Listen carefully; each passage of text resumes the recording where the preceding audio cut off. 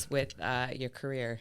Yeah, absolutely. Right now, I'm in retirement, and I will say, the advice to give to everyone who's like, all of that shit you want to do when you retire, do it now, because you won't have any time. Because I've done none of the shit that I said I was going to do when I wasn't working. Okay. None of it. Well, walk us through. I just want to hear, college to workforce to owning your own bit. Yeah, walk us through the. Well, college was a long time ago. So in 2000, How old are you? I'm 40. Okay. Just turned 40. Listen, I'm 45, so watch your words. Yeah. So I went to the University of California, San Diego for pharmacological chemistry in 2004 is when I What a graduated. nerd. Yeah, I'm a super nerd. Yeah, just like my wife. Who I met in chem lab. Fun stuff.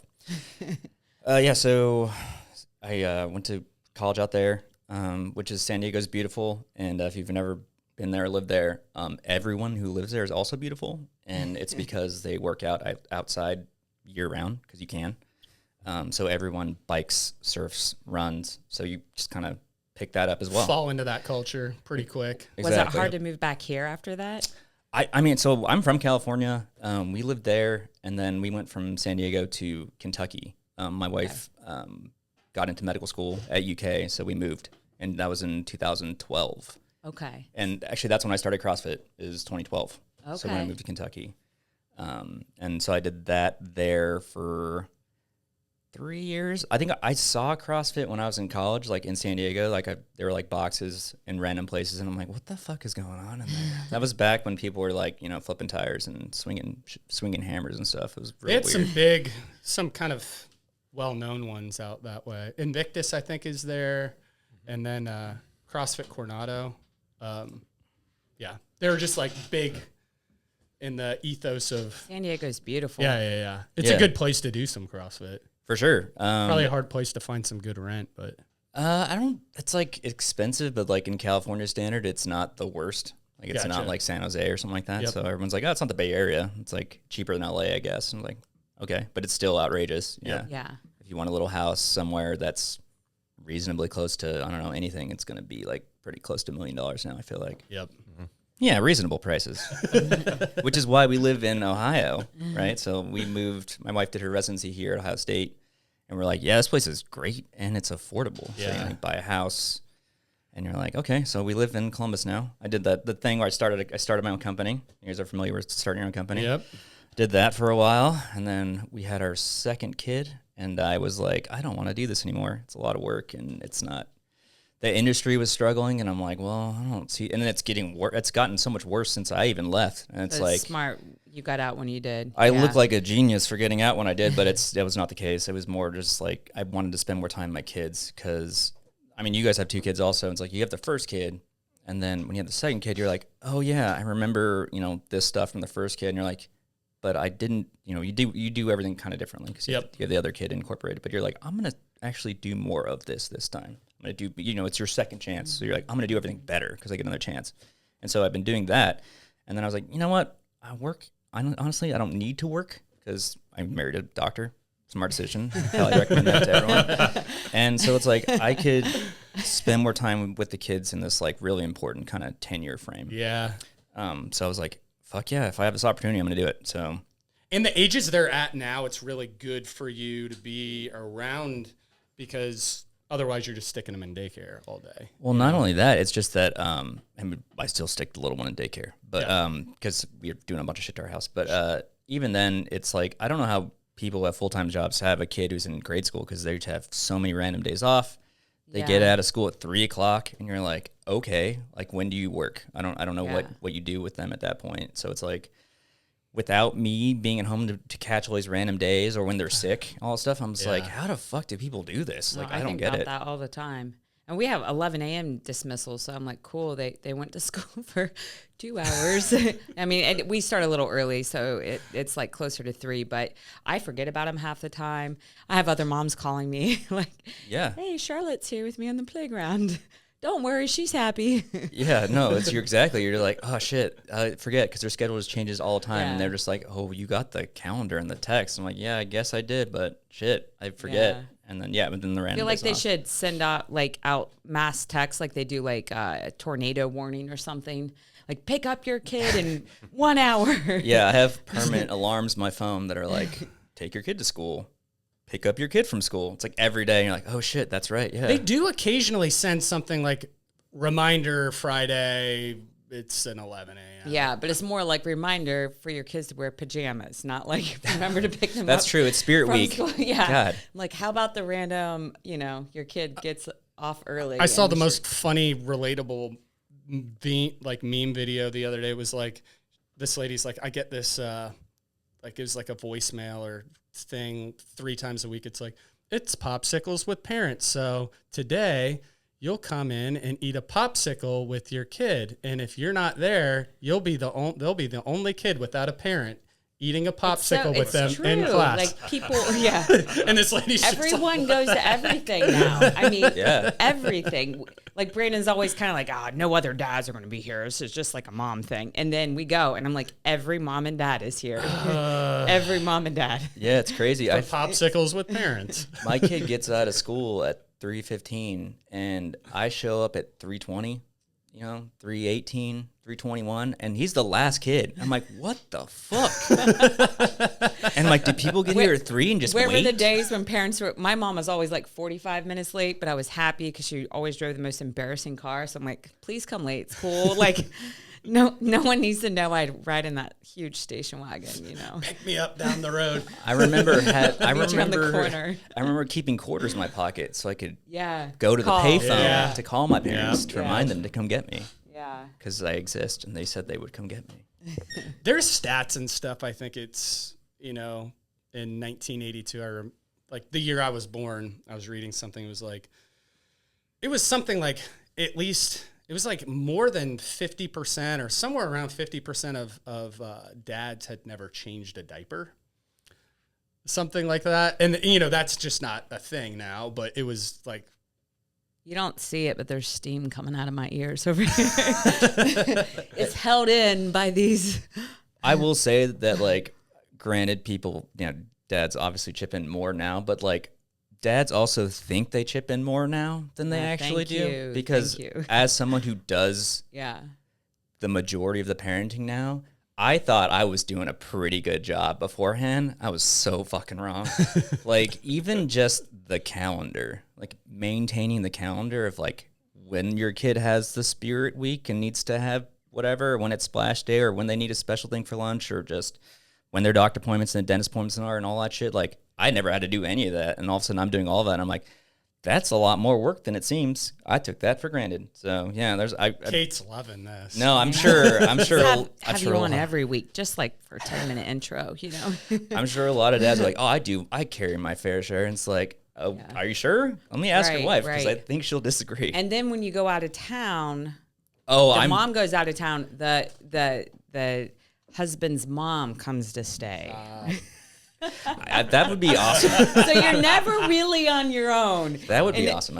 All the moms are kind of trying to hide that they're leaving. Like maybe they'll understand now. Well, not only that, but you were so pissed when my mom came. I know I love your mom. I just didn't want you to be rescued. I wanted you to like flounder for a little bit, like just a couple days, treading water. But you probably she wanted to hang out with the kids and spend time with me and save her son. You probably discounted all the stuff you prepared for before you left. Exactly. I packed his meals. I packed his meals. The kids buy school lunch. I packed Brandon's meals. I loaded up the fridge. All the little. I did. I got all the laundry done up to the day. Yeah. But thank you. Yeah.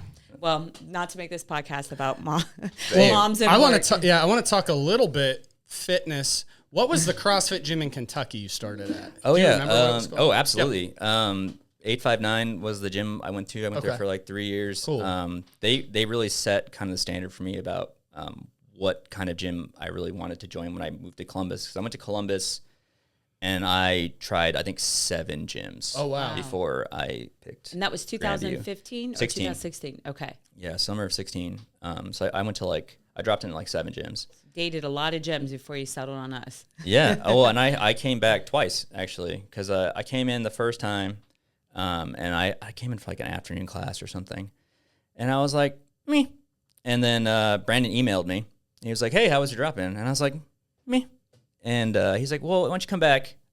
He's like, who'd you go, what class did you go to, all that stuff? And I'm like, I went to this class and it was fine. And he's like, all right, well, come back again. He's like, let's go into a different class, right? So I came to like an 8:30 or something like that.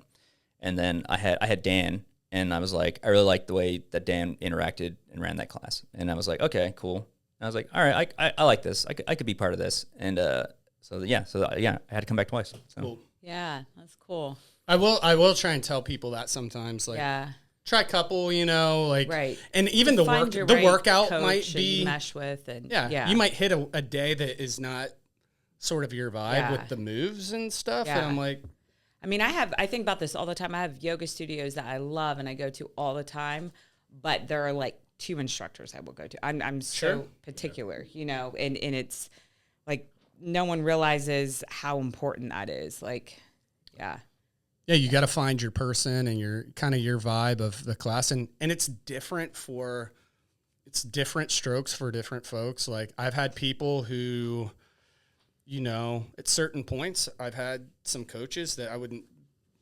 of a team that I'm like, I wouldn't put them on like the top of the heap. And then someone tries who I think is like our top coach, and they're like, I didn't really like, and then they were like raving about someone who I'm like not thinking is that all engaged, and they just somehow connect and vibe with that person. It is, it's so dependent on how people's like personalities interact with each other. It just is. Oh, absolutely. And I mean, it's funny because I've been in this gym for 10 years now, and I used to come after work. I did the after work thing before I had kids, right? That's the best time. You're like, you don't have kids after work, you come straight to the gym, and I would do like 5:30 pretty consistently. Had me a lot back then. So it's like did 5:30, and then at some point after I'd started my company, it's like you have less time. So then I would do in the summer. It was fun. It was only the summer I would do mornings. So it's like that. I would have Dan in the summer, and then in the winter I'd transition back to afternoons because it's just easier to get up, in the summer than it is in the winter. Yeah.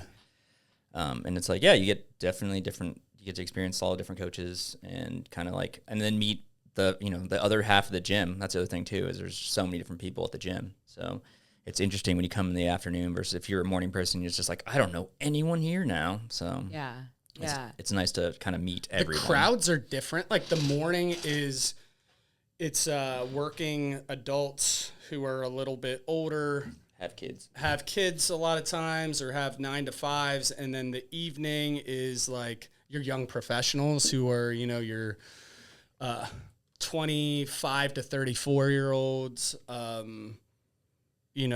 just a younger vibe. Little more, it's more of the like apartment condo crowd. And then the mornings and mid mornings is more of like the people who live in Grandview and UA crowd. And it's cool. It's just different. It's like a little different vibe at each different time. It's almost like 2 different gyms sometimes, but not in a bad way. No, it always cracks us up when we get like the college kids every once in a while that are in the morning class. Like, why are you here? Like, I didn't know 6 a.m. existed when I was in college. Like, what are you doing differently than I am? Like, I was probably, there's no world. I'd never had a class before 8 o'clock in the morning, ever. I always liked the early classes. Not me.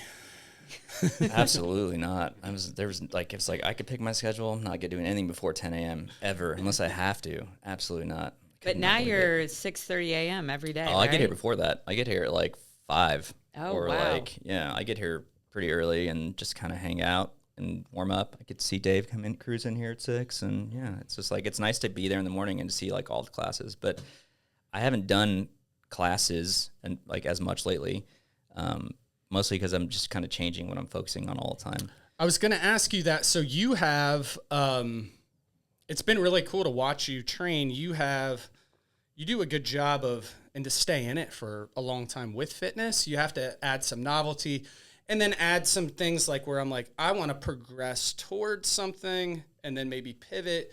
So is it typically in the winter or fall, you'll do like a bit of a strength cycle? And you got really strong this year. I saw you like, I think you just jumped into a class kind of after you did that, and you were just kind of randomly doing a set, and I'm like, he's got 3 plates on there and some 10s, and he's repping it out. Oh, yeah. It was like pod squat day. Yeah. Just like doing like 345 pod squats. I'm like, yep, sets of 3. No big deal. Yeah, I started doing strength cycles. It's actually funny because I started doing this at the old gym. It was the last year at the old gym, I think, was the first year I did a strength cycle.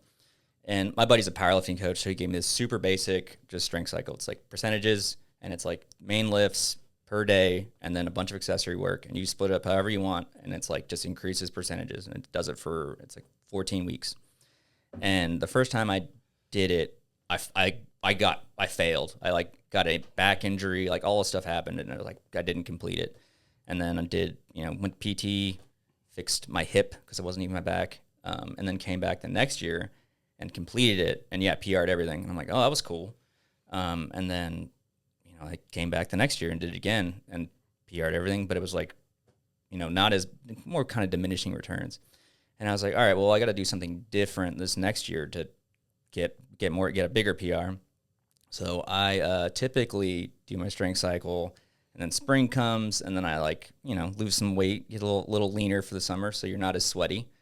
And last year I was like, I'm not going to do that. I'm going to stay kind of heavy and see kind of just kind of keep it do rolling. Strength, not like too much, but try and maintain some strength and then go into this next year. So I did that, and then I got extra big. It was different. I was going from 170 to 185, 190 typically, and last year I went from 185 to 205, and I was like, that was when I was able to move a lot of weight, and I was like, that was cool, that was fun. It was interesting to put on that much weight, and I didn't look as fat as I thought I was going to, but it was fun to get strong. It's fun to be fit, but it's also really fun to be strong because when you're fit, you can't show anyone you're fit. But when you're strong, you're like, oh, you need help with this? Look at me run fast. Yeah, exactly. But you having a hard time over here? Let me help you real quick. Just not a problem. Under 200 pounds, no big deal. But I was getting to a point where I was also just kind of winded all the time. And I'm like, all right, I got to do something else too. I got to get cardio moving back. And my buddy, who's the powerlifting coach, he's always like, you should still do cardio. And I'm like, oh, I'm not doing that. He's like, you should. It's good for you. And I'm like, I don't want to do that. But, this year you guys doing the shred again. I'm like, all right, it's time. I need to get my diet right. Because when you're gaining weight, you're like, I'm going to eat everything I can. Everything. And I'm like, I'm going to reset to eating normal food and being a normal person. So I've done that for the last 3 weeks, and it's like, oh, great. It's starting to be normal. Cause the first 2 weeks of diet change is always awful. You feel such a mental battle.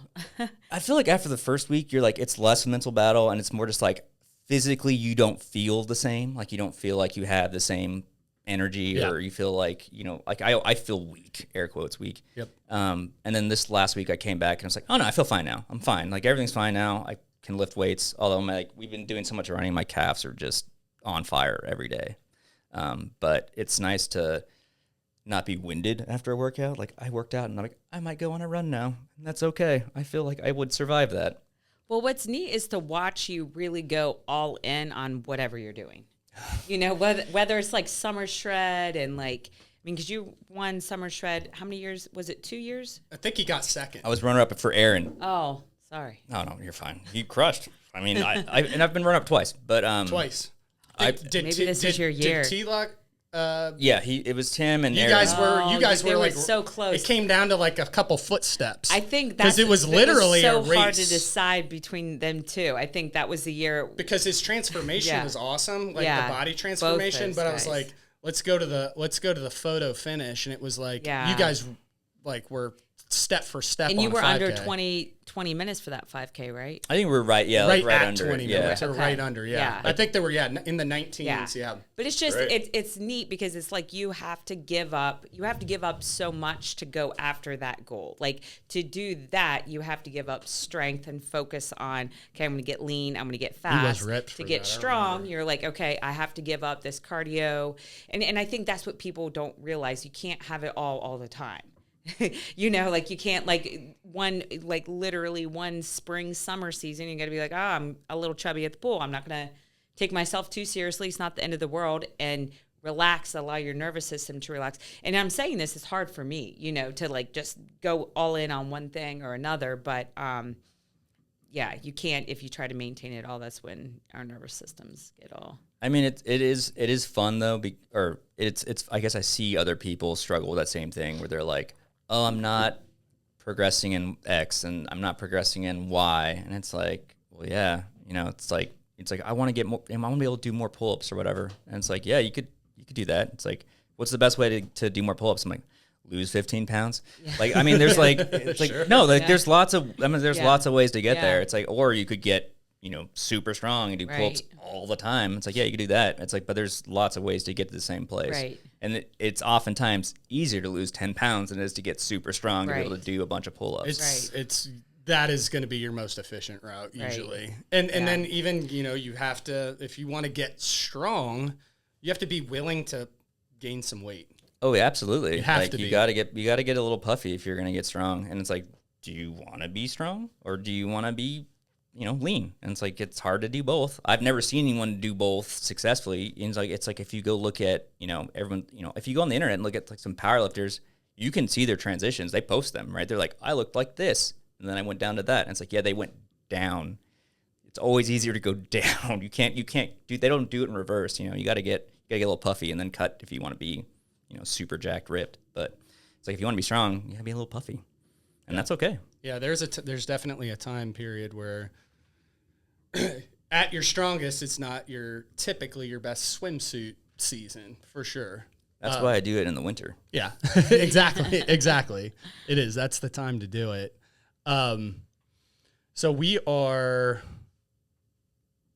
past a couple weeks in summer shred, and we were just talking about it before. I'm like, you ran your first 5K, you got through that, and then I think I might have even mentioned something to Kate because we were on the track, and you kind of took your first interval, not a little slow. I just remember you because I was around you. Yeah, when we were running I was like, how did summer shred go? And you're like, man, you should have seen Josh on the track today. Yeah, I was like, I just saw his first 5K, and the difference between his 5K and his interval, I'm like, because I had the watch, and it tells you like your split times, and I'm like, he's running, now they're intervals, but I'm like, he's definitely staying way under a sub 6 minute pace on every run, more like 5:30 sort of pace. So he got so much better in a week. Like, just from pushing that first run, his body adapted to it. Yeah. He's probably lost a couple pounds. Like, everything's going in that direction. It was really neat, though, just like watch that rapid change. Yeah, it's like a huge transition. It is a massive change. I guess, like, I think that's kind of the thing that people don't understand because, like, people don't see what I eat, right? Like, 2-3 weeks ago, like, if I had, like, brought in and showed you all the shit that I eat every day, it's like, really? You're like, oh, fuck yeah. Like, just ice cream and kid snacks and like whatever they don't eat at dinner and just like, and my food and other snacks. Cause it's just like, oh, I don't want to stop working. I'm just have a snack real quick. And then I'm still going to eat all 3 of my meals. It's just like lots of food all the time. Never hungry ever. Like it's, I get kind of snackish, but I'm just like always eating kind of thing. And it's like to go from that to like, now I'm having like protein and like a lean protein in the morning. And then like, like my rice and chicken and all this other stuff. And it's like, vegetables and fruit and everything, but it's like I did a big transition dietarily. Yeah. And then I started running every day after my workouts. And it's like, well, if you completely change what you're doing, you can have some results, but it's like massive switch in what I'm doing at the gym. Your body's been tuned up in both ways though, so it remembers. So it's not like you're going from a guy who his best 5K is a 30-minute 5K and then making this, I mean, it's a really good point. Yeah. You've ran really fast if before. Your body's been there before, it remembers it coming back. And you're real strong right now. And my best 5Ks actually were in a similar spot where I was coming off being really strong and then I lost weight. Mm-hmm. And so like, force times, whatever that, I can't remember. F equals MA. Yeah. Exactly. Mm-hmm. And so you're maintaining some of that strength. And then your body is more efficient to run. Yeah. At like when they both meet at this one spot, And that's such a good point. And I just think, but it's so much easier said than done. And it comes, well, what I was going to say is it takes so much sacrifice And I think that's where, like, if someone is stuck, whether you can't lose weight or you can't get strong, what aren't you willing to sacrifice to get there? And if you can look at that and start there, like, what are you doing and continue to do that holds you back? And I think that's, you know, at whatever point in your life, you really have to take like an honest inventory of everything that's going on and like, all right, how do you feel? What are you not willing to sacrifice, and do it? And then I think it's not taking yourself too seriously. So whatever that is, like you heard me make, and this is not a big deal to anyone except for me, but like for the first 5K, I ran the week before we went to Antrim, and I just ran 2 laps, and I was feeling really tired.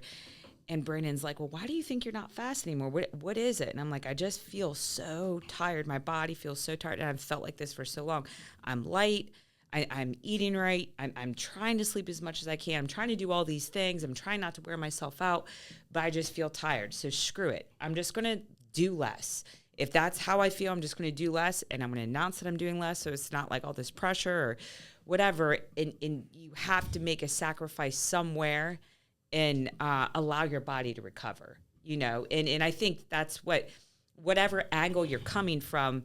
And sometimes it's like just being willing to sacrifice comfort, whether, you know, it's not comfortable to be hungry. So the first week that you cut down your food, you're like, man, I haven't felt that probably in 9 months? Oh, like 2 years. Yeah.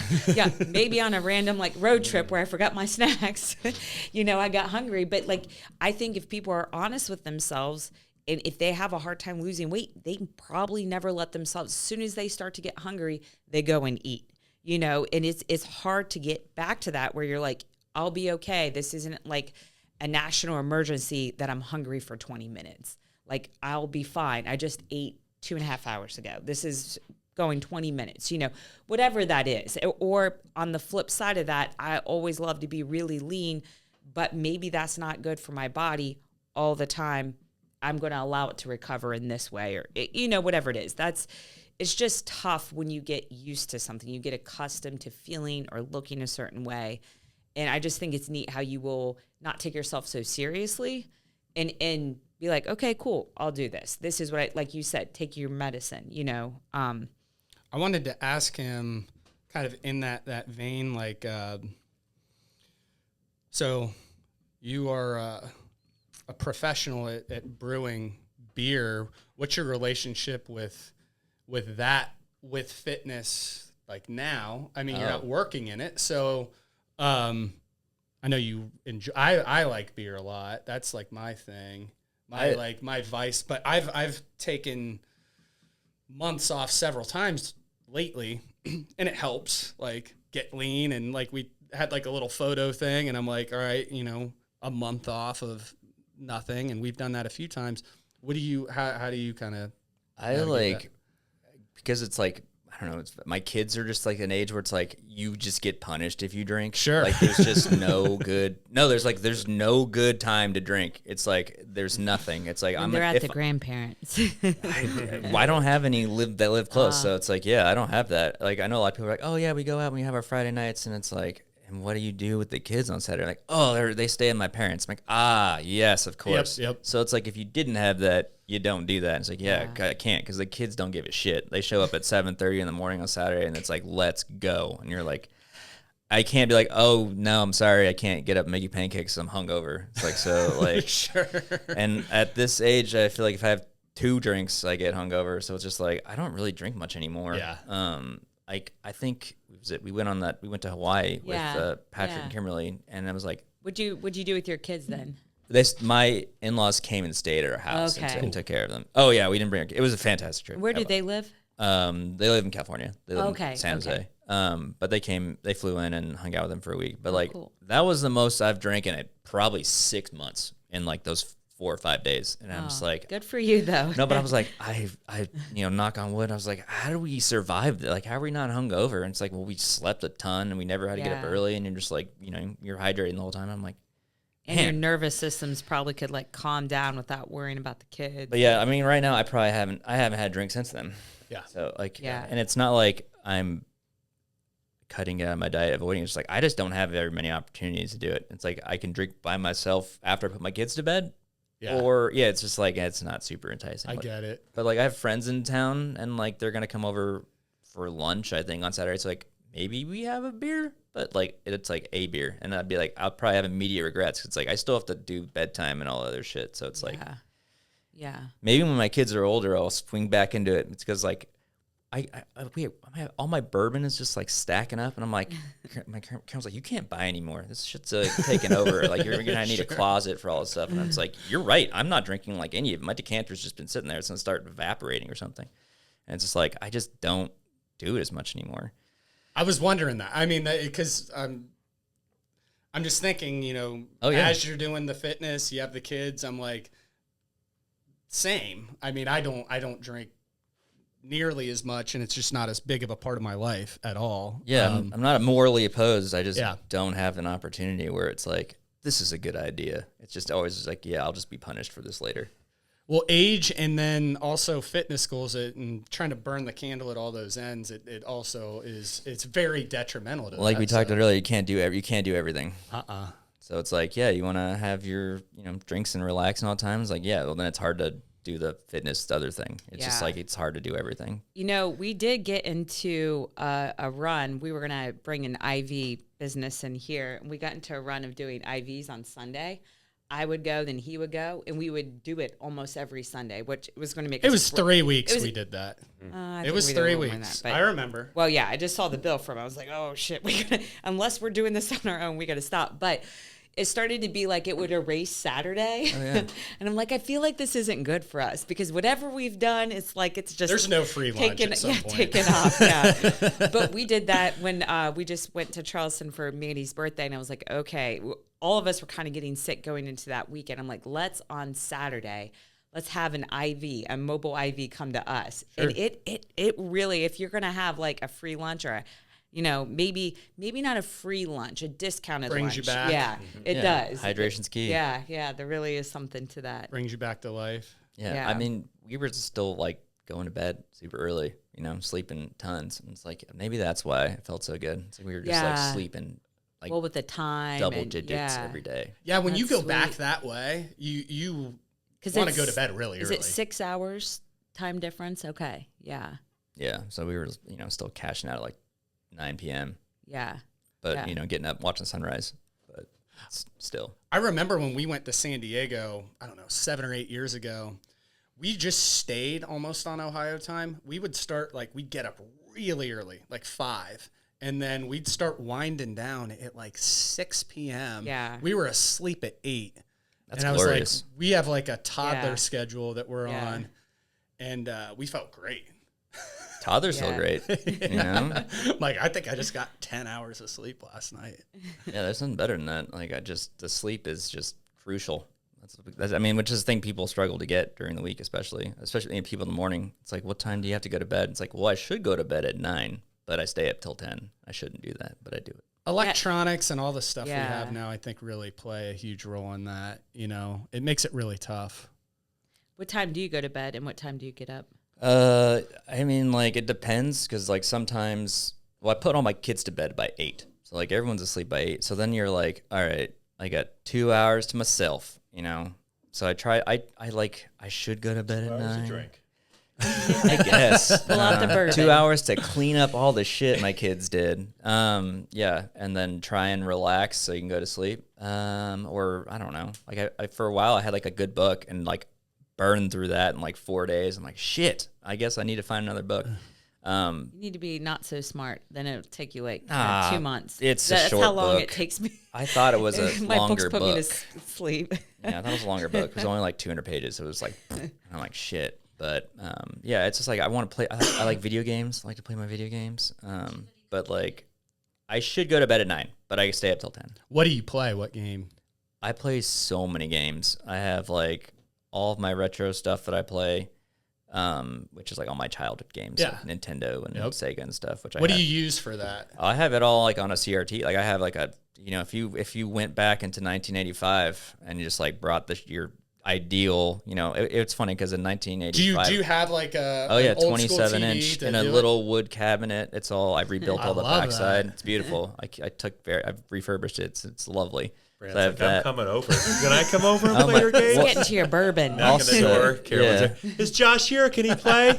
So it's funny though because my kid plays it also, which is it's the best. Those It's like- games are better for kids that are younger than the new ones. I don't know if they're better because they're unforgiving and they don't explain anything to you, which is fine because they can barely read. So it's like, but if anything, like, because kids, you know, they want to rage quit everything. Where it's like, you lost, you're terrible, and it's like, yeah, you sucked, you died real fast, yeah, and it's not going to give you anything. It's over now. You have to start over. See, it says game over. That's it. You just start over. He's just like, oh, and like, yeah, dude, that's my childhood. That was it. That's why I don't play video games, because I was furious. Oh, when yeah. I was younger playing Nintendo. I would throw the controller. I'm just a spaz anyway, but I was like, I never became a video game person. I just didn't have the patience for it. So like, again, I don't know if I'm just like neurotic or whatever, but like I can't like if I fail at something, it's like, nah, I'm gonna Problem solve it. Yes, I will fix this, you know, kind of thing. So like my brother and I have like entire video game sequences like completely memorized, because you're like, yeah, well, once you memorize it, it's super easy. You just read right past it. And it's like, it's like, no, you just memorize it. You've got the Contra. Well, I could be code Contra with figured 99 out. lives, but Well, it's impossible without 99 lives. But some people can't beat it with 99 lives. It's a hard game. It is a hard game. But yeah, that's the kind of stuff where it's like I play newer games too, and people are like, this game's really hard, and it's like you're playing, you're like, I mean, it's not hard if you just do it. Like if you just like put the time in and memorize it all, and we do it, and it's like, yeah, well, exactly, put the work in. It's hard. It's not hard. I don't know. Hey, we should end with that. Put the work in. It's not hard. I guess. Like that. But yeah, it's just one of those things where like there's nothing to do but to do it. It's awesome, man. All right. Well, we are out of time, man. Appreciate you coming on. Well, thanks for hanging out. Thanks buddy. Josh. That was awesome.